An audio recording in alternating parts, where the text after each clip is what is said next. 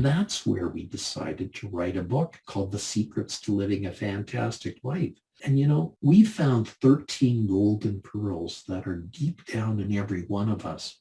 Golden pearls that really make a difference in people's lives. Welcome to the My Future Business Show, where we get you in front of your best audience and keep you there. Not only are we interviewing the biggest names in business to help you become even more successful, we're inviting you to book your spot on the show to help you grow your business. So at the end of the call, make sure you fill in the interview application form at myfuturebusiness.com/interviews. Hi and welcome back to the My Future Business Show. My name's Rick Nuske. Welcome to the show. If you've not been here before, this is your first time, welcome. It's great to have you here, and I'm hoping that you have a pen and a piece of paper because today I'm on the line with the wonderful Dr. Steven Lycka. Welcome to the show, Doctor. Thank you for having me, Rick. It's really my delight to be here. Yes, no, I've been looking through your bio as per our discussion prior to the call, and my goodness, do you have a story to tell? And before we jump into that part of the call, it's customary for us to spend a bit of time learning a little bit about you. I'm wondering if you and I just talked about the snowfall that you just had. So where is that all happening? I'm in a place called Edmonton, Alberta, Canada. I'm not sure if you know where that is. It's a bit of the North Country, and we were the former home of one of the greatest hockey players of all time, Wayne Gretzky. Oh, who doesn't know Wayne Gretzky? My goodness, wow. Yeah, what a wonderful location. Are you like a hot weather person, or do you prefer the cold? It's all doable, and I think it's nice to have the seasons, and that's what we definitely have here in the North Country. Well, Dr. Lycka, I'd just like to share with the audience that you are an award-winning media personality. You're a #1 best-selling author. You have more than 17 books that you've either authored yourself or helped co-author, and you're a sought-after speaker. And we're going to be talking about your book, The Secret to Living a Fantastic Life, and some of the steps you can take that will inspire you to be your very best. Now, I know that there's a huge backstory to this, and it caught my attention. And I wonder, before we just jump into that, is where you're living now the place you've always lived? It's where I have lived and basically have made my career. And this is my home. Mm-hmm, mm-hmm. Is there, what, I guess, dominant landmarks would people maybe recognize that are not familiar with we are just about us in our backyard of the Rocky Mountains. So we have the Rocky Mountains not too far away from us. We are in the beautiful river valley of the North Saskatchewan River. Oh, yes. And we also have the world's second biggest fringe in the world during times when COVID isn't on. Yes, of course. Now, do you go to these events? Do you enjoy them? I think it's great to have the festivals in our hometown. And, of course, the Edinburgh Fringe is the biggest fringe, but ours is the second biggest fringe on the face of the earth. Yes, we certainly have a large one here in South Australia, and it's world-renowned, just as is yours. And, they're just one of those moments in time, aren't they, where you can just get away from, life, as it were, and just escape. And what are some of the events that you actually like to be a part of and watch? We have a wonderful folks festival. We have a wonderful time. And in our area, we have the Great Lake districts of the northern woods, I call them. Yep. And my wife and I spend a lot of time during the summer at our summer cabin, which is on the lake. Yes, that's excellent. I love it. So are you a music lover? I love music. I guess I tend towards bluegrass and that sort of thing. That's my favorite genre. A few years ago, I was in your state of Australia. Yes, yes. I went to your Country and Western Hall of Fame there. Oh, wow. Yeah. No, well, look, we've got some great artists here, that's for sure and certain. Now, I wonder, you've talked about your location. Do you like hobbies? Do you have sports? Do you have pets? What's your thing? Our biggest sports are to watch sports, and our biggest sport is hockey. Hockey is a great sport for us, and it's the season where we have this. However, we just had 2 qualifying rounds for FIFA in Edmonton, and yes. we were able to win both of those rounds. So Edmonton might be in the World Cup next year. Yes, fantastic news. Now, do you like to keep busy? Do you like walking, or what's your thing? Do you have anything like that? I tried to keep busy. I run my own podcast called How to Live a Fantastic Life podcast. So I'm constantly doing things like that to bring out new and better things for people and show people a better way to live. Yeah, these are all sort of precursor to the main event of today's call, and it's really good for us to talk about these things, these parts of your life, because it gives us a bit of a context about you. And on that, what sort of food do you like? Sorry? What sort of foods do you like?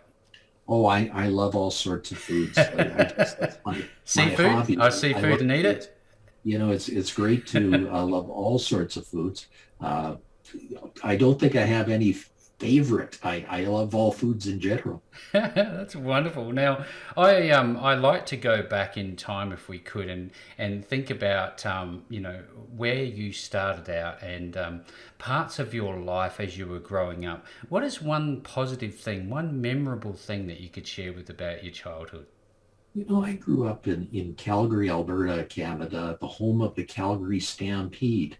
And that was my background. I guess when was a boy, I wanted to be a cowboy when I grew up. Don't we all? I think my sons are doing that right now. In fact, did you ever like to watch movies, cowboy movies?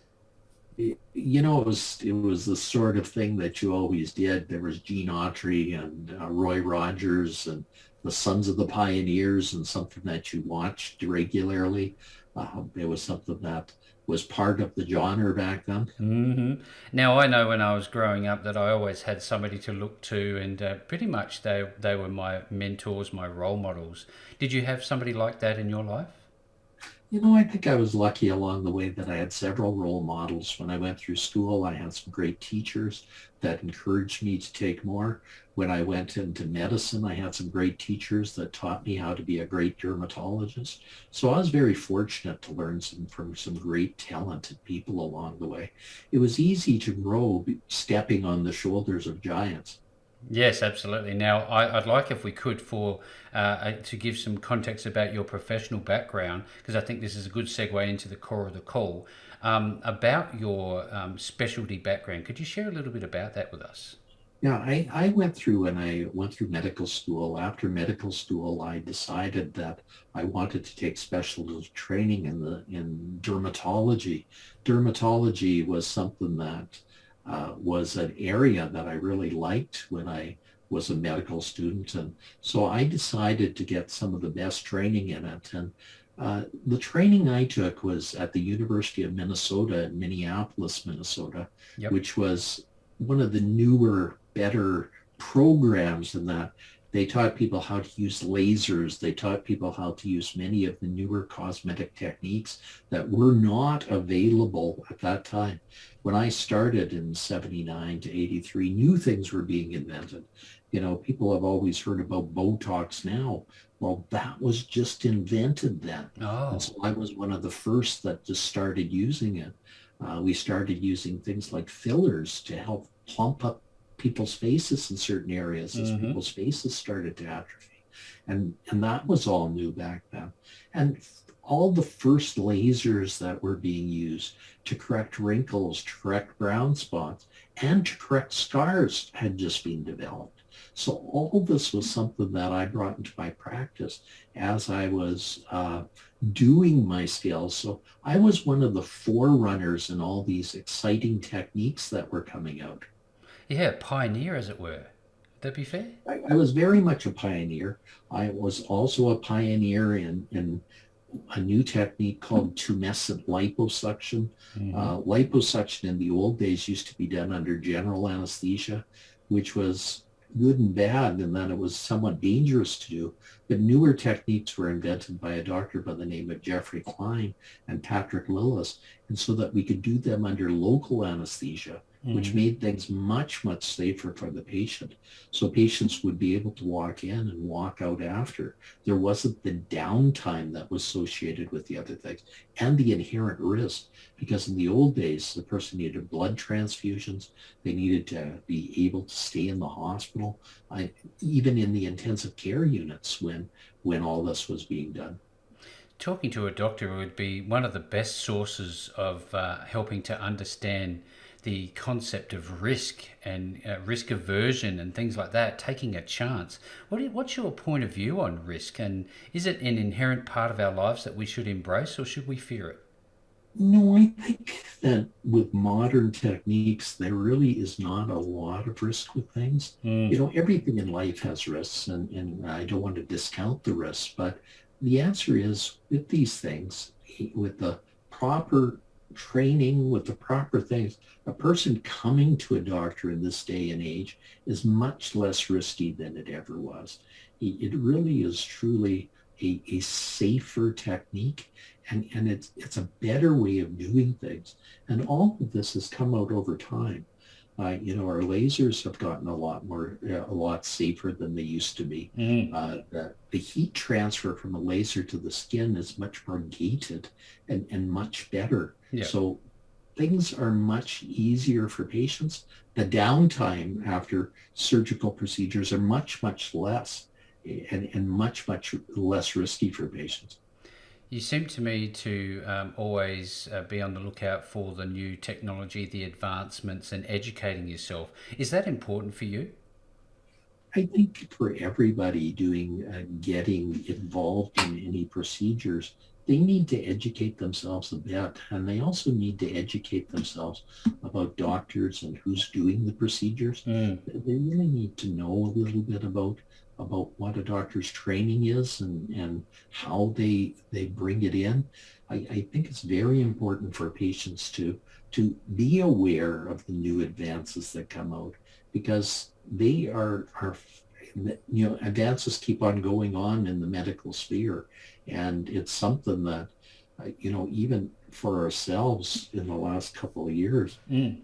COVID has only been here for 2 years, yet we have a vaccine that has made the risks of it much, much lesser than it was just a Mm. few years ago. Mm-hmm. So we are very fortunate to live in a day and age where new advances come in, and they come in very rapidly, and people can actually take advantage of them. Yeah, that's great feedback. Thank you so very much. Now, are you an early riser? Do you have a routine that you follow each day? And if you do, could you I share like it? to get up fairly early. I think it's always a 6 o'clock day for me. Mm-hmm. And then I usually like to get and do some stretching, do some exercises, and Mm-hmm. then get on to my day.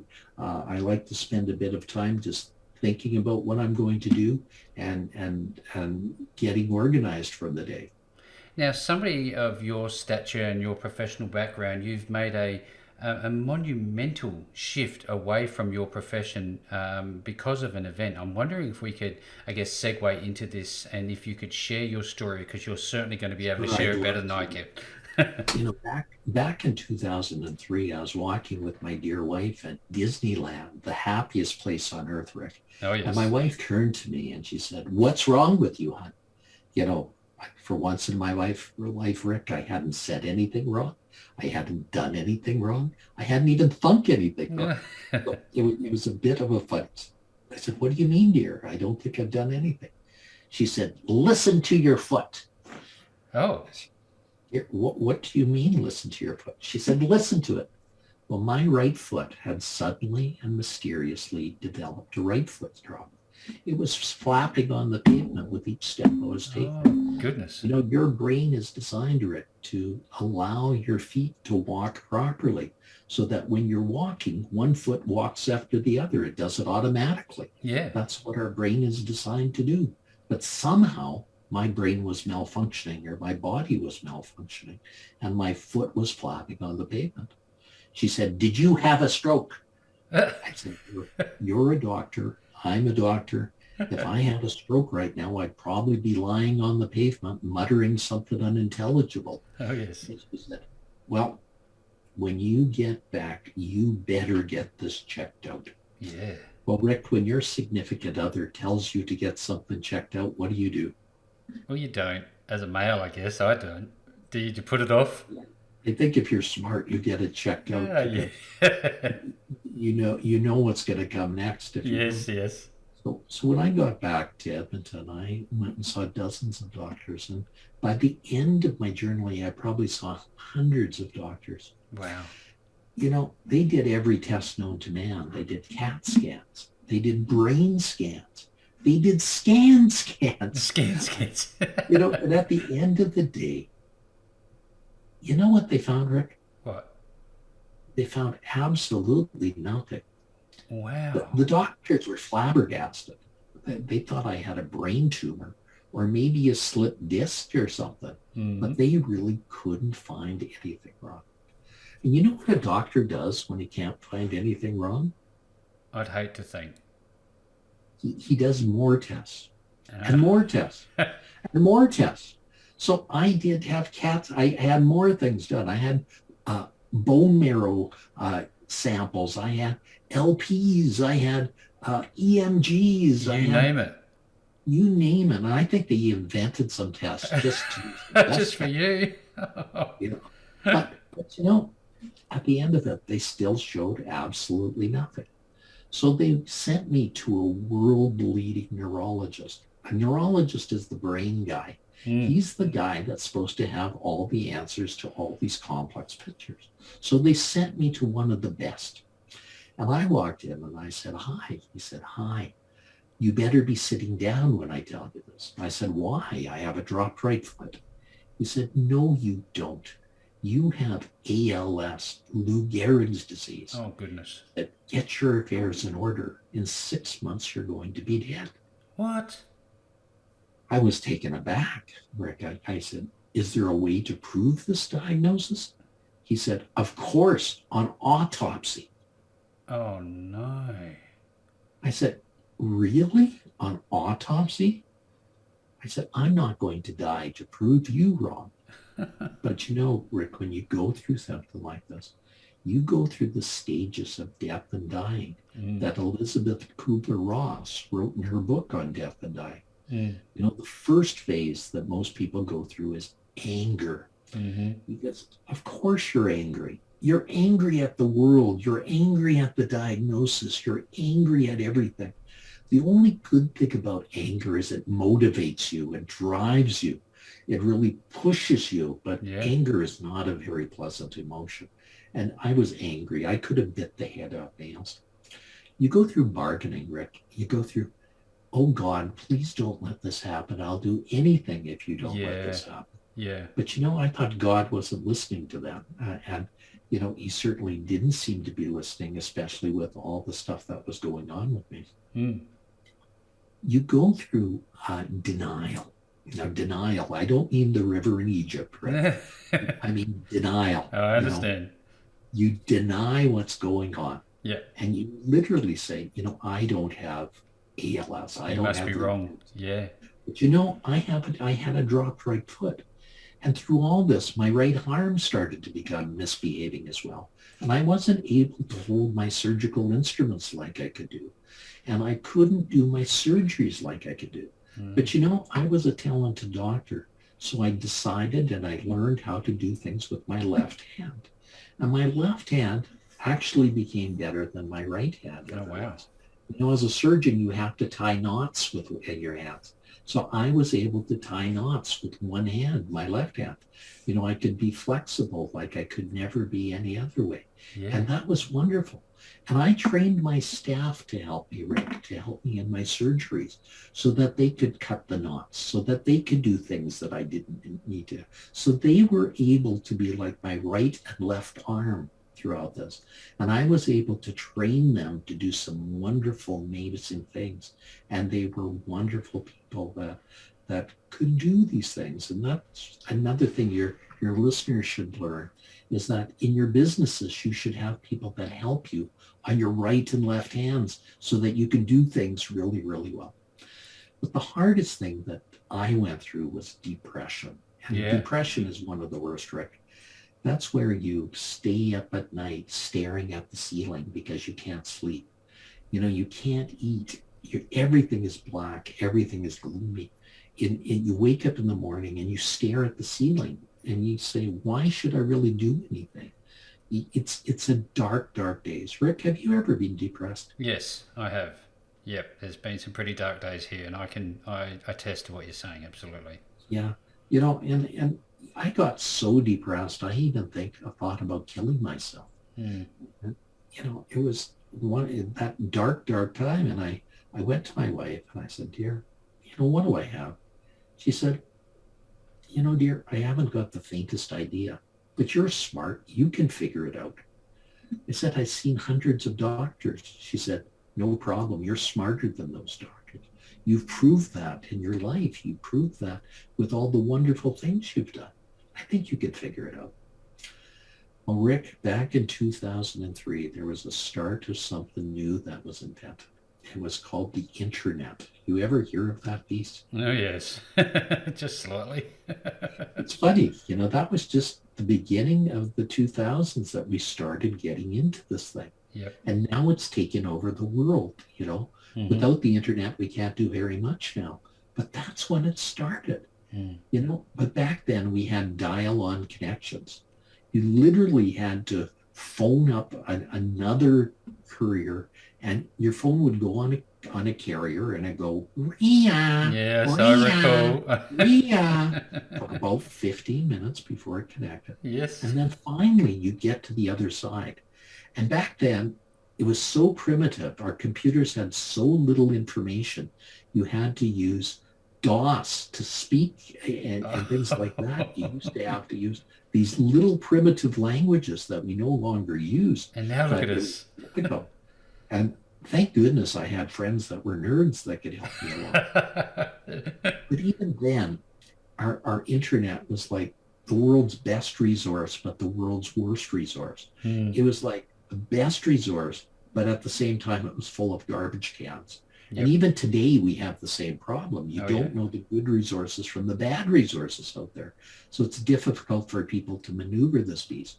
But now we have Dr. Google, now we have Dr. Yahoo, and we have people that actually, search engines that actually give us some better things than back then. But back then, I had my friends look around, and they found a doctor by the name of Dr. Martz, Dr. David Martz in Colorado Springs, Colorado. Now, David was an amazing man, but he had a story similar like mine, but he got worse much more rapidly than I did. David was on his deathbed, and so doctors were coming around the world to say goodbye to him. And a doctor came up from Texas and looked at David and said, David, I don't think you have ALS. I don't think you have Lou Gehrig's disease. What I think you have is I think you have chronic Lyme's disease. Oh. I think you were bitten by a tick, and it's mimicking this disease called ALS. Oh. David whispered, because that's all he could do at the time. He said, well, what do I need to do? The doctor from Texas said to David, he said, don't worry. He said, I'm going to start you on antibiotics, and if I'm right, you're going to get markedly better. And a miracle happened, Rick. David was like Lazarus. He arose from the dead. Amazing. And within 2 weeks, he was back to normal. Oh, that's good news. Excellent news. So I knew I had to get in touch with David. And so I phoned every hospital in Colorado Springs, Colorado. And I got in touch with them at the Methodist Hospital. Yeah. And we talked for hours. And at the end of it, David said, can you come down and see me? I said, when? He said, what about right now? I said, David, it's my Thanksgiving in Canada.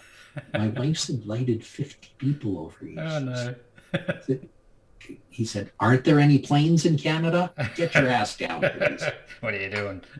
He wasn't going to let me off that easily. So I went and I apologized to my wife. And I said, I'm sorry. I'm not going to be here for Thanksgiving. And she said, where are you going this time? She said, you always seem to be away. You always seem to be teaching people, educating them. She said, where are you going? I said, well, this time I'm not going for any other reason than to help myself. I said, there's a doctor in Colorado Springs, Colorado, that claims he can help me. My wife said, oh, don't worry about the 50 people. She said, I'll take care of them. She said, what are you waiting for? Let's get your bag packed. I'll drive you to the airport. Oh, what a wonderful individual to have in your life. So I got on a plane from Edmonton to Denver. It was 2.5 hours long. It was just wonderful. And then I got on a little rinky-dink puddle jumper from Denver to Colorado Springs. Rick, have you ever been on a rinky-dink puddle jumper? No, thankfully. They're little small planes. They don't have more than 6 or 8 seats. And what happens with them is they are at the mercy of the forces around them, because at the end of the day, the air comes off the desert in Colorado Springs. And what Yep. happens is this causes eddies, which causes turbulence. Yep. So the plane goes through these eddies, and all of a sudden they will drop 100 feet Oh, without warning. oh no, And then it goes thanks. back up again. And then it'll drop another 200 feet without warning. And then back and forth. It's like being on the drop of doom at Disneyland Roller over and coasters. over and over again. Yes. Thank goodness it's only a 15-minute flight, but it's a terrible flight. It's like being a cork caught in a tidal wave. You No, know, no thanks. not a fun. But you know, at the end of that flight, I crawled off the plane, and there was David on the tarmac to meet me. You know, it was not, they hadn't imposed all the sanctions because of 9/11 yet in the United States. And Mm, he was a well-known doctor, so he could do that sort of thing. He came yep. to see. And, you know, he took me and we talked for hours. And at the end of the talk, he said, Dr. Lycka, I would, I think history is repeating itself. And, you know, because of that, David literally helped me, and I was able to keep on practicing my medicine from 2003 to 2019 Oh, when I incredible. walked away to do more things to help people. Um, so it was a wonderful career, and I was able to do a lot of things. But along the way, when you go through something like this, Rick, you start to wonder, and you wonder if you've really done the right things, Mm, if you've really made a difference, if you've really helped people. And so I started giving back to society even more than I was ever doing. And I started to support charities. And one of the charities I supported was the Women of Distinction Award by the YWCA. I yes. became the main sponsor for that. You see, in society, women still are not given the kudos they need. So I thought this would be something that would be a very good thing to sponsor. So I sponsored it, and one of the women that was running for one of the awards was a lady by the name of Harriet Tinka. Now, Harriet Tinka had a story very similar to mine, but quite different. You know, she was a world-class model, walking the runways of Milan and New York and things like that. And after a few years, she grew tired of that. So she decided to take up her second love, which was accounting. So she went to the University of Calgary in Mm, Calgary, Alberta, Canada, hmm. and she took a degree in accounting. But while she was there, she was befriended by a very evil person that literally ended up kidnapping her, Oh, wow. stabbing her, and leaving her for dead. No. Now, Harriet was at the hospital that she was at, recovering, and she met a young girl by the name of Amber who was wheeling down the hallway in a wheelchair, happy as a lark. Now, Amber's story was that she had lost use of both of her legs and both of her parents in a tragic car accident. But she decided to live a fantastic life, and she told Harriet she needs to do that too, and to use her story to get it out to everybody. So at this meeting, Harriet said, Dr. Lycka, I want to take you for lunch. And that's where we decided to write a book called The Secrets to Living a Fantastic Life, where we wrote about these wonderful things that we found. And you know, Rick, we found 13 golden pearls that are deep down in every one of us. Golden pearls that really make a difference in people's lives. Now, Rick, in nature, do you know what forms a pearl? And do you know how a pearl forms? I'm aware of it, but I couldn't tell you the specific Okay, well, what details. happens is literally a grain of sand gets inside of an oyster shell, and it traumatizes the oyster so that the oyster walls it off with this beautiful material called luster. Now, golden pearls actually exist. They exist in the South Pacific, in Indonesia and the Mm, Philippines area. And they are so rare that a single solitary pearl costs upwards of $10,000. Now, the oyster is not traumatized by the sand, but it uses to make something golden and beautiful. And that's what we found in people, is that deep down inside of us, there are wonderful, beautiful things that make people and make them what they are and truly makes their lives better than it ever was. You just have to look inside and find them. Absolutely. What do you say for those people that get caught up in social media and watching the news too much? Is there a better way to live life in that regard?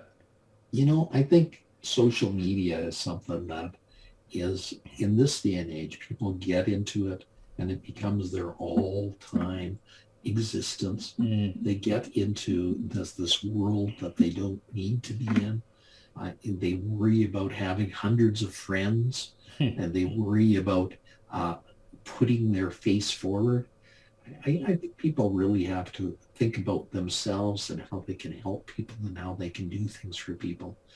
I think some of the basic things that really make people better and make people wonderful is just being grateful for the things they have.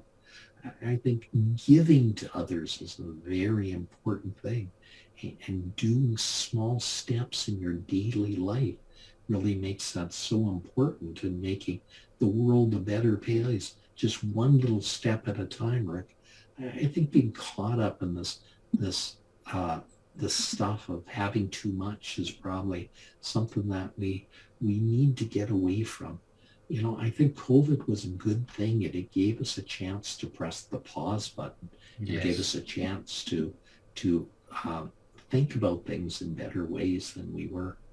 Now, the My Future Business mantra is helpful people helping people. Your professional career has always been as a helpful person helping people. Now that you have connected with Harriet and you've written a book with her, The Secrets to Living a Fantastic Life, you're continuing to help people. I'm wondering if you could share some of the pearls of wisdom that you've contained inside this book. Is that at all possible? I think the easiest way to do that is to read you a little story from the first chapter. And in each chapter of this book, there is a little story.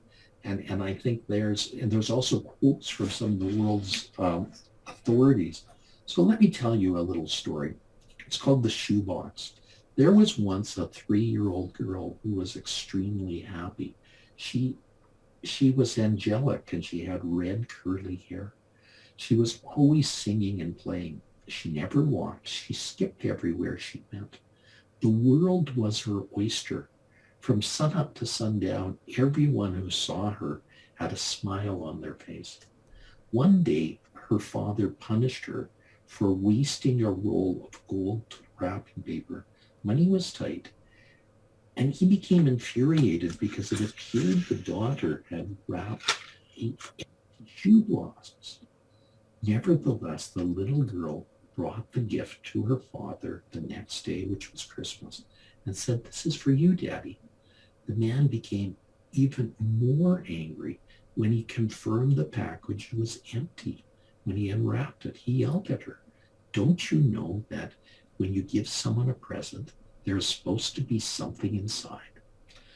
"Daddy, you're so silly," said the little girl. "It's not empty at all. I blew kisses into the shoebox. They're all there for you, Daddy." Only a short time later, a tragic car accident took the life of the little girl. Her father kept the gold-wrapped shoebox by his bed for many years, and whenever he was discouraged, he would take out an imaginary kiss and remember the love of the child who had put it in there. And when he closed his eyes, he could see his little girl.